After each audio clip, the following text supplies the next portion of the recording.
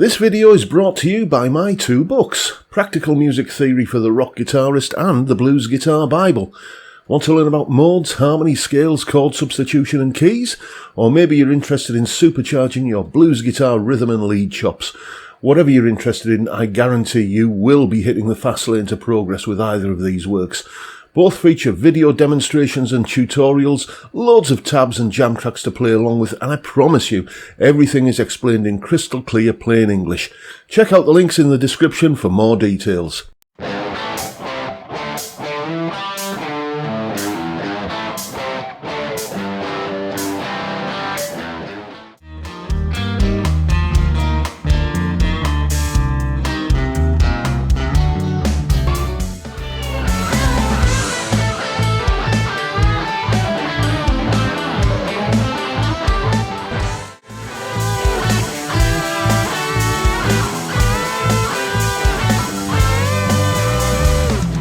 Hello chaps, welcome once again to John Robson Guitar Tuition.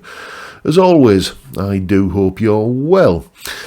Now I suppose when it comes to the idea of the perfect electric guitar, there are as many definitions of that as there are electric guitarists in the world. Everybody has their own, idealised version of what a perfect guitar should be.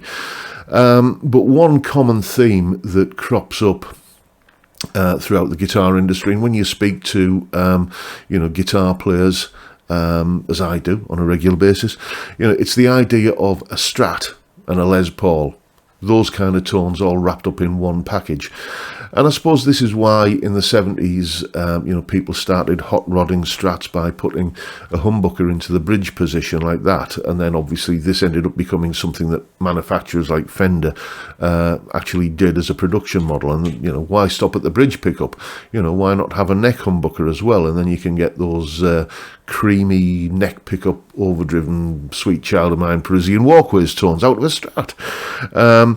Gibson in the 80s got in on the act as well and made this guitar the Gibson Victory, which they've just recently reissued, although I think these older ones from the 80s just look a little bit more graceful to my eyes. As the 21st century dawned, digital technology was seen as the solution to pretty much everything, including getting Strat and Les Paul tones out of the same guitar. The Line 6 Variacs could do pretty good versions of both of those guitars, and a Telecaster, and a big box jazz acoustic, semi-acoustic, and a National Resonator, and a banjo. Pretty much anything, which is why I suppose a lot of people took to that guitar. It was never really something that floated my boat, but I can understand its appeal.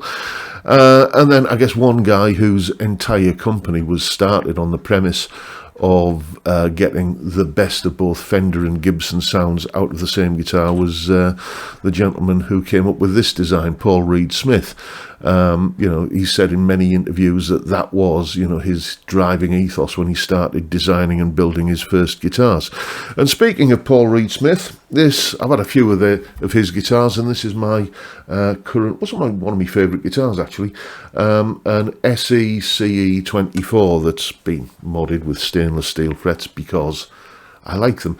But this guitar, as you will hear now, does, I think, a really good Strat impersonation.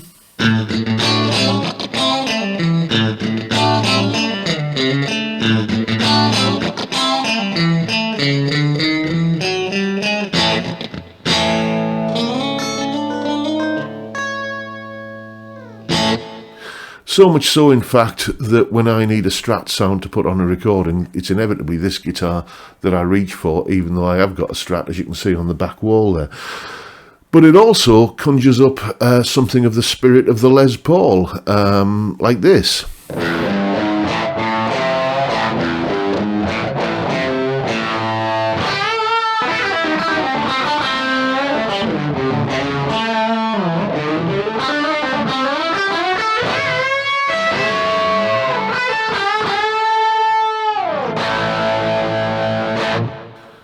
And just to prove the versatility of this guitar, both of those tones you've just heard there were through exactly the same amp settings. The only thing I changed was the controls on the guitar. Massively versatile instrument, this. And I've recently had hanging around in the office here a guitar that I'm sort of in two minds as to whether it needs to be kept or whether it needs to be moved on. And it is this guitar, the Epiphone Nighthawk. This isn't currently mine. It was sent to me by a very generous chap called Malcolm, who's donating this guitar to Zoe's Place Baby Hospice. And he said, you know, if you want to keep it, then just make the equivalent cash donation. And that is what today's video is about, really. I want to know if this Epiphone is as good an all-round guitar as this PRS. Is it different enough from the PRS to warrant keeping both guitars? And does it do the same job in a different way? Basically, do I need this guitar? Let's have a little bit of a listen to some clips from the review I did of this guitar a few weeks ago.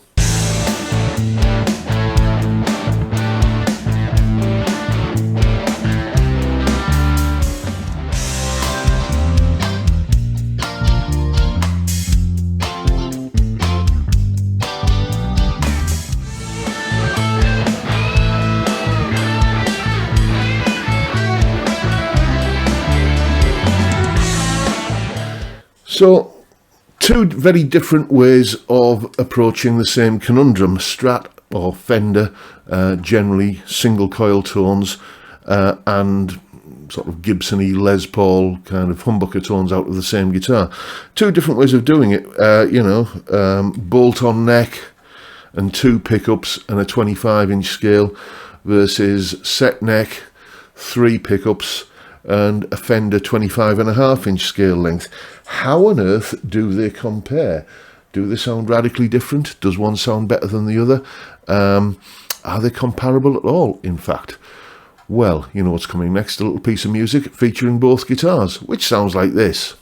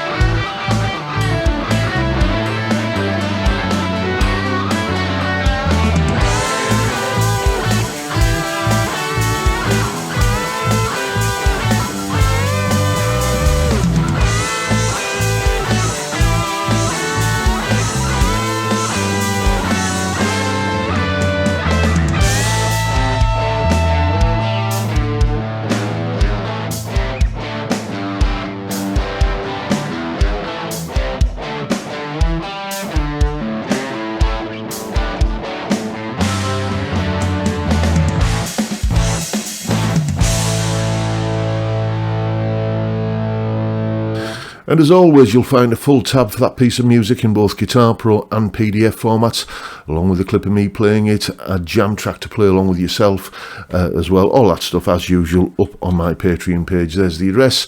Link in the description. $3 a month, or roughly £3 a month, gets you access to all of these additional goodies that go along with these YouTube videos. And of course, a massive, massive thank you to everyone who supports me in that or any of the other ways, all of which are downstairs in the description, where you'll also find links to the reviews I've done of both of those guitars individually, kind of going into a little bit more depth in terms of neck profile and all that sort of usual stuff I do in guitar reviews.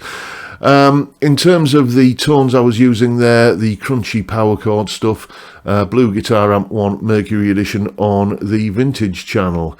In terms of the clean chords, that was the clean channel on the Blue Guitar Amp 1, and the cleanish lead part was again the Vintage channel, but just with the guitar volume control rolled off a bit.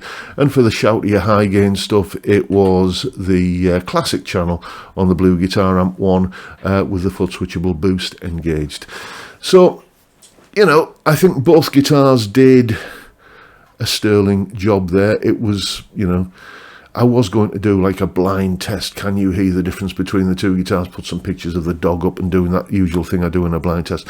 But the guitars sound, I think, different enough that there's no mystery there. You can hear, especially on this Nighthawk, when you know, even with the single coil switch engaged, that neck humbucker there still sounds very, very Gibson-esque, as opposed to the coil tapping, coil splitting, whatever you want to call it, on the PRS. So, yes, in the process of making this video and putting that piece of music together, I have come to a decision. I've been curious about the Epiphone Nighthawk for quite some time. You know, when the design first came out in the 1990s, it sort of divided opinion quite a lot. A lot of people thought it was just utterly ugly looking, a real ugly duckling, but you know, I kind of took to it, and it was always a guitar that I was curious about. But I can confirm now that that itch has been well and truly scratched. In terms of a good workhorse, all-round, best of both worlds, Fender, Gibson, Strat, Les Paul guitar, this is the one that I'm going to hang on to. So that guitar, that Epiphone Nighthawk, will be getting donated to Zoe's Place Baby Hospice. They can use it as a raffle prize, they can auction it off, they can do whatever they want to do with it in order to raise funds for the very worthy cause that they are. A massive, massive thank you to Malcolm for donating that guitar. You are a gentleman, sir. Thank you very much, not only for giving me the opportunity to try a guitar that I've been very curious about for the best part of 30 years, but also for, you know, just donating to such a fantastic cause as Zoe's Place Baby Hospice. You are a gentleman, sir. Thank you so much. And that is the video for today. Headline figure is that I've tried the Nighthawk, but as a Strat Les Paul guitar all-in-one, the PRS is the one that is for me. And we'll leave it there. Thank you so much for watching. Hope you've enjoyed the video, and if that's the case, please hit the subscribe button and the notification bell if you haven't already done so, and why not drop me a like as well while you're at it. And of course, don't forget the live stream every Friday 5 PM UK time. We drink beer and talk about stuff. Basically, it's chat and it's beer on a Friday. What, I ask you, is not to like about that? It's a fantastic way to kick off the weekend. Great little community we've got going there, and you know, I'd love to see you there if you can make it. But for now, I'll bid you all a good day and say thank you so much for watching. Thank you for your time. Look after yourselves, folks. Stay well, stay safe, and above all, stay sane. Bye for now.